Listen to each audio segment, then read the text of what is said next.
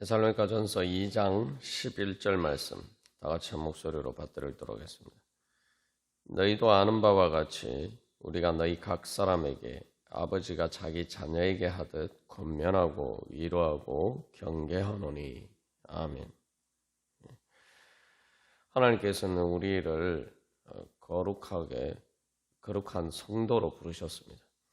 그리고 이제 그렇게 주님 앞에 나갈 때 우리는 주님의 위로와 경계와 권면을 기쁨으로 바로 받아들일 때 하나님께서 그 축복을 우리에게 주실 줄 믿습니다. 그래서 그 축복은 단순히 거룩한 것을 넘어서 이제 지극히 거룩한 하나님의 능력을 받는 자리까지 나아가도록 하나님께서 우리를 부르셨습니다. 그 지극히 거룩한 능력이라는 것은 이제 단순히 내 거룩함을 지키는 것에서 넘어서 적극적으로 영적인 전쟁을 통해서 바로 죄와 사망의 권세를 이기고 바로 부정한 자들, 죄와 또한 여러 가지 죄의 상처들 때문에 부정한 자리에 있는 자들을 정결하게 변화시키고 또 거룩하게 이제 변화시키는 그런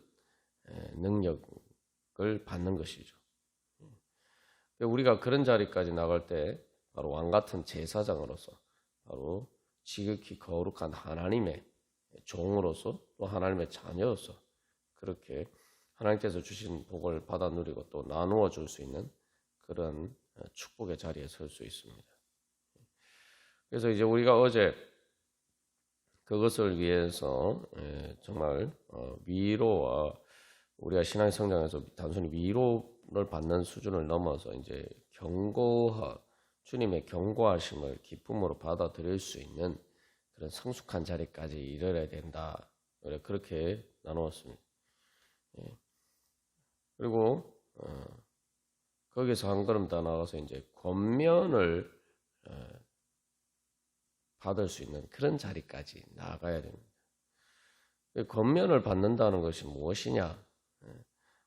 위로와 경고와 달리 이제 권면은 설득을 하는 거죠. 설득을 하는 건데 뭐 위로와 경고도 마찬가지입니다만 위로는 이제 말 그대로 내가 힘든 부분들에 대해서 이렇게 격려받는 것인데 그리고 경고는 뭔가 두려움을 느끼고 내가 이거 하지 말아야 되겠다. 또 그런 것이죠.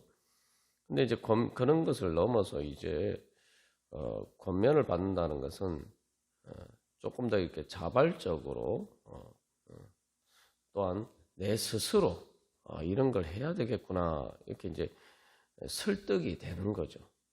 그리고 또 더불어서 단순히 내가 뭐 이런 것을 하지 말아야 되겠다. 내가 또 이런 어떤 상처에서 벗어나야 되겠다. 뭐 이런 차원을 넘어서 내가 이제 뭔가 적극적으로 뭔가를 해야 되겠다. 그렇게 생각이 드는 것이죠. 그래서 이것은 더욱더 이렇게 성숙해야 되는 거죠.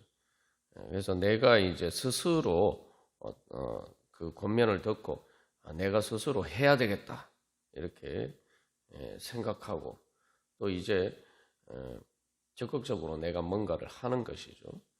그래서 이걸 다른 말로 하면 이제 권면을 통해서 우리는 이제 사랑할 수 있는 그런 자리까지 나가야 됩니다.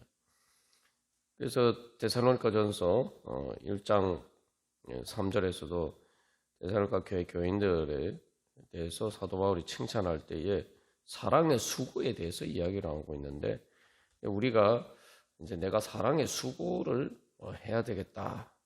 그런 스스로 이렇게 그렇게 생각이 들고 또 그렇게 자발적으로 하는 그런 단계까지 나가야 됩니다.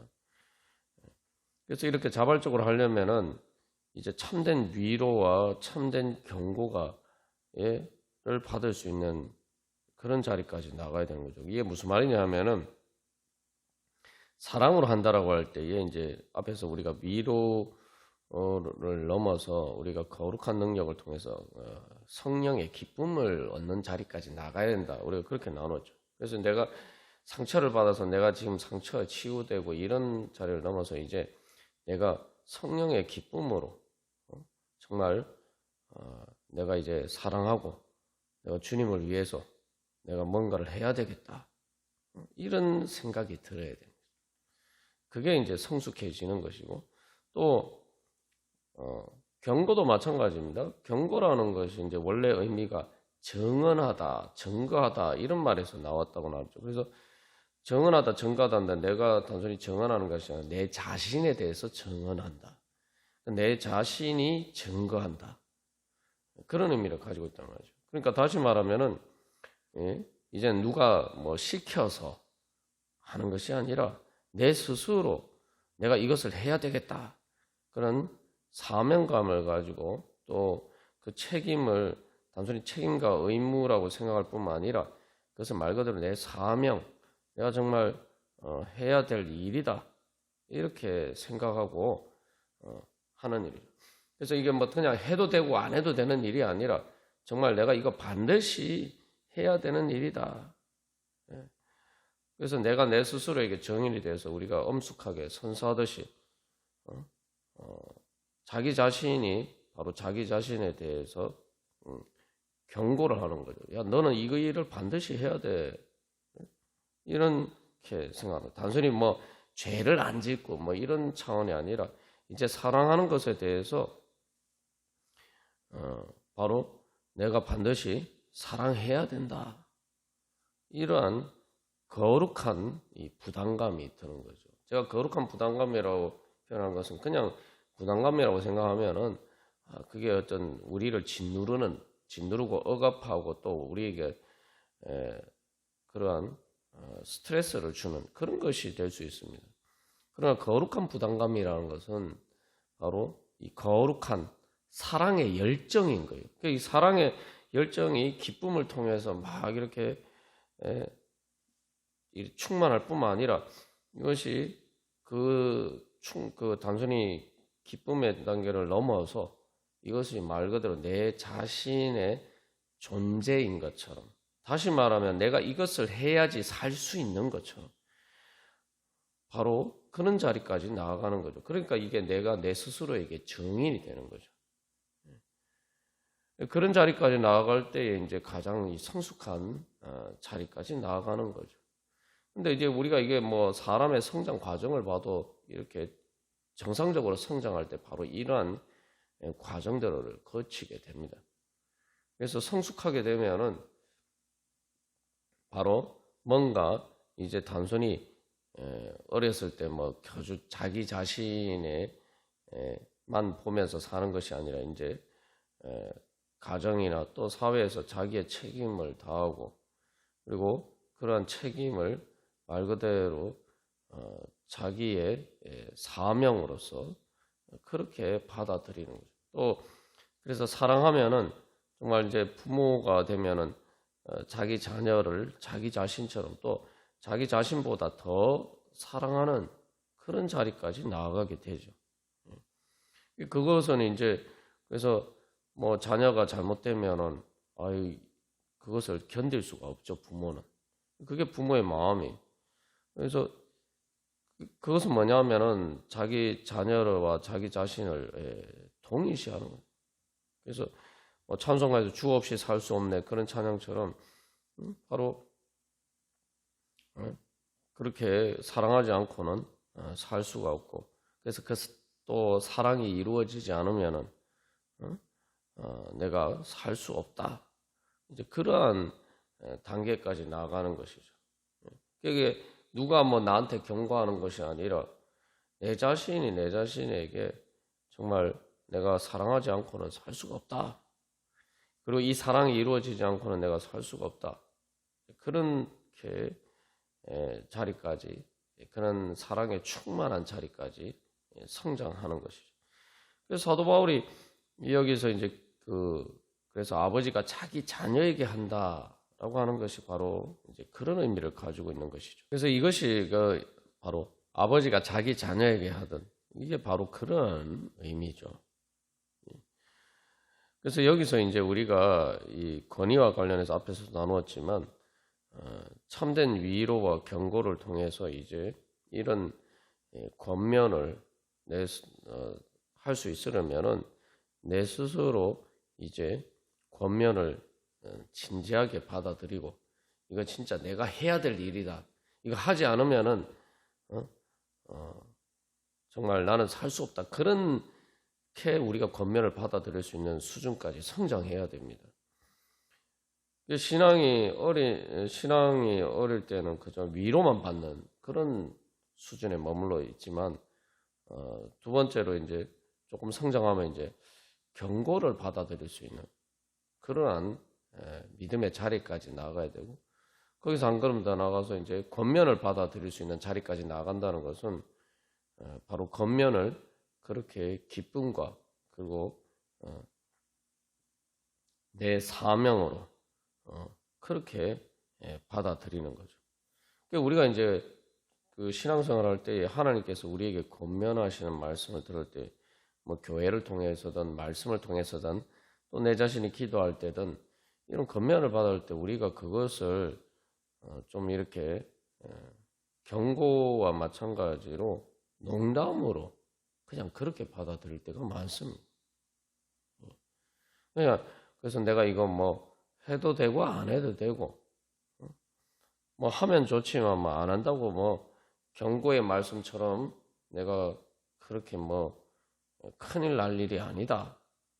우리가 이렇게 받아들여서 이 권면을 제대로 수용하지 못할 때가 많습니다. 그러니까 뭐 죄를 짓는 문제나 내가 위험에 처하는 문제니까 그렇게 경고처럼 받아들이지 않으니까 또 그렇게 하지 않으니까 이것을 그냥 쉽게 이렇게 생각하고 그냥 무시하고 지나가 버릴 때가 많습니다.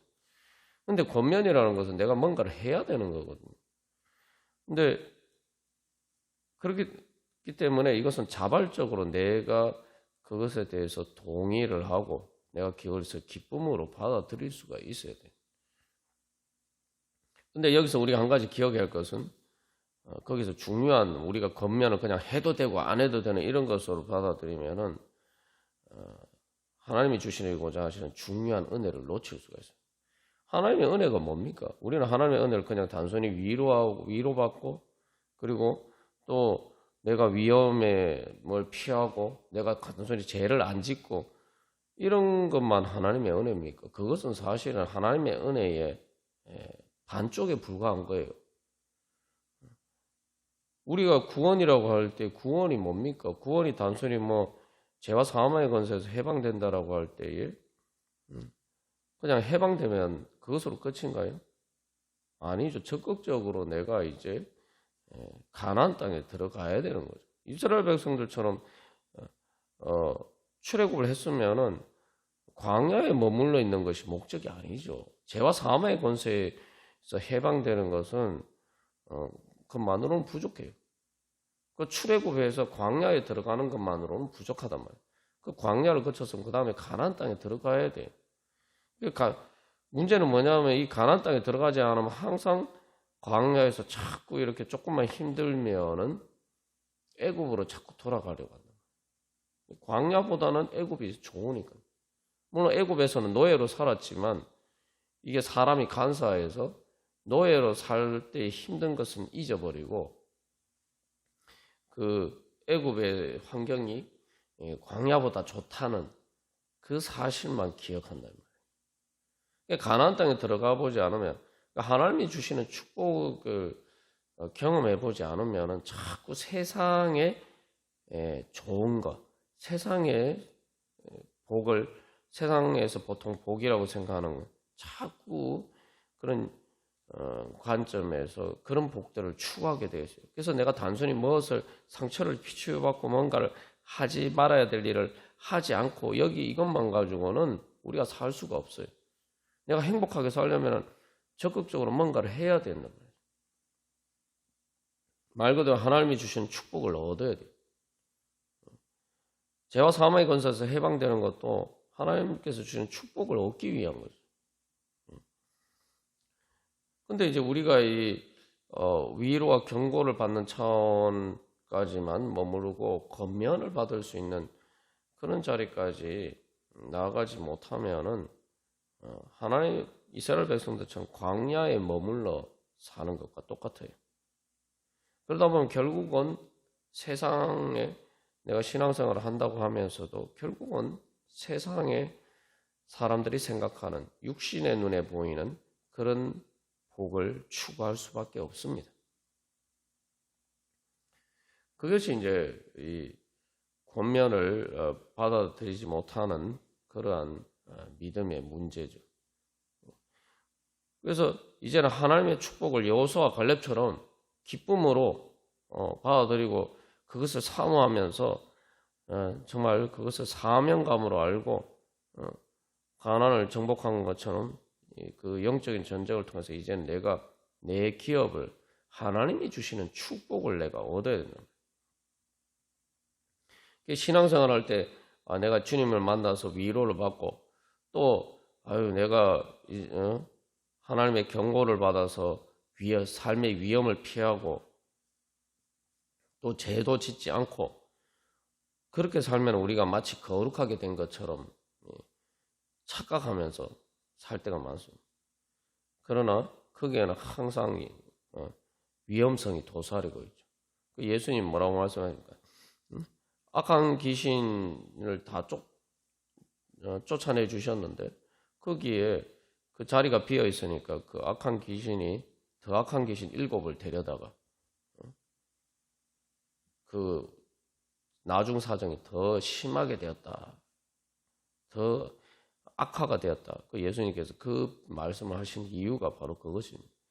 내가 그 빈자리를 내가 채우지 않으면은 결국에는 거기에 뭔가로 채워야 되는데 나도 모르게 그런 세속적인 욕망으로 채우게 되죠. 그럼 이게 어떤 문제가 생기냐 하면은 내가 이미 거룩하게 되었다라고 생각하는 상황에서 그런 세속적인 욕망이 침투할 때 결국은 이게 내가 정말 그런 세속적인 욕망에 사로잡혀서 다는 사실 자체를 잊어버리고 또 그거 자체를 인지하지 못하는 상태에 서서히 내가 세상에 부정한 것에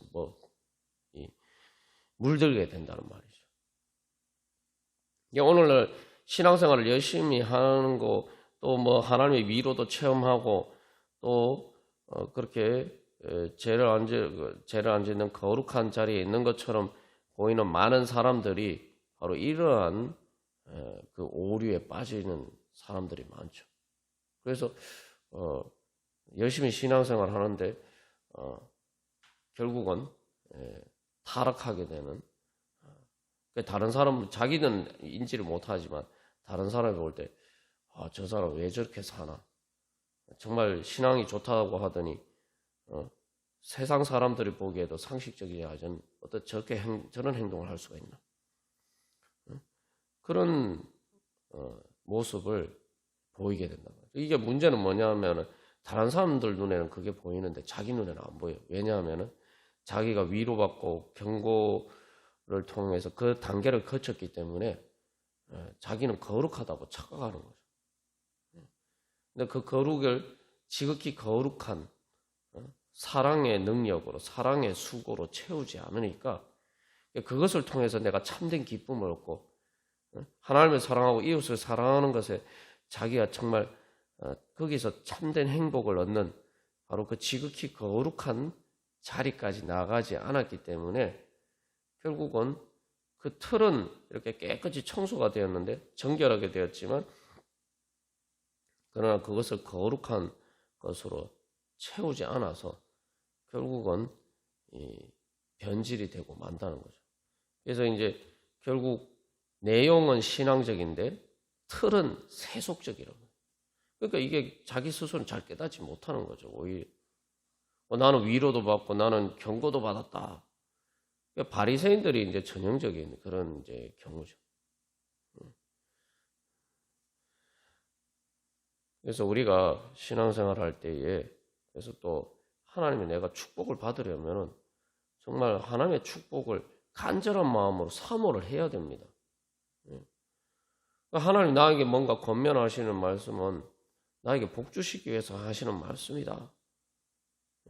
그러니까 그런데 우리가 권면을 제대로 받아들이지 않는 것은 뭐 복이니까 위험은 피해야 되고 죄는 피해야 되지만 하나님이 주시는 복은 뭐 받아도 그만 안 받아도 그만 그렇게 생각한다는 거예요. 근데 그렇게 생각하는 근본적인 이유가 뭐냐?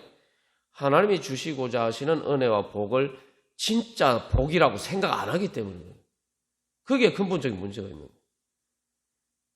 세상에 뭐 돈이나 세상 사람들이 복이라고 하는 세속적인 욕망을 채워주는 그런 것을 주면 하나님이 그런 것을 주시기 위해서 뭔가 권면을 하신다고 하면 아유 하나님 감사합니다 하면서 그거 기쁘게 받겠죠.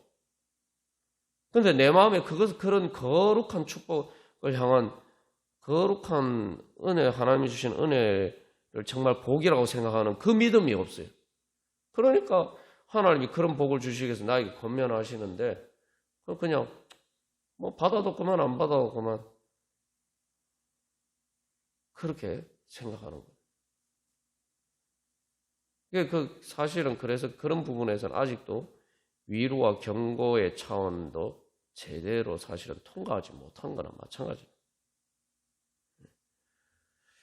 그래서 우리가 다시 한번 주님 앞에 나아갈 때에 내가 정말 하나님의 위로와 하나님의 경고를 받는 그런 자리를 넘어서 정말 하나님께서 나에게 복 주시기 위해서 사랑하라고 하는 그 말씀을 정말 내 복이다. 그게 진짜 내 행복이다. 세상의 돈이나 어떤 것보다 더 그것을 기뻐하면서 내가 그것을 사모하고 그것을 주님께 구하는 그러한 내가 믿음의 자리까지 성장해 있는가? 우리 자신 다시 한번 돌이켜보면서 주님, 제가 그렇게 이제 거룩한 것을 넘어서 지극히 거룩한 하나님의 축복의 자리까지 나가기를 원합니다. 제가 무엇보다도 세상 그 어떤 복보다도 바로 그런 복을 사모합니다. 그렇게 우리에게 간절한 거룩한 열망으로 우리가 주님 앞에 나아갈 때 하나님께서 우리를 왕같은 제사장으로서 세워주실 줄 믿습니다. 그리고 그것을 통해서 세상이 줄 수 없는 하나님 나라의 축복과 행복이 무엇인지 우리가 그것을 누리고 나누어 줄 수 있는 그런 은혜의 자리에 설 수 있을 줄 믿습니다. 다 같이 기도드리겠습니다.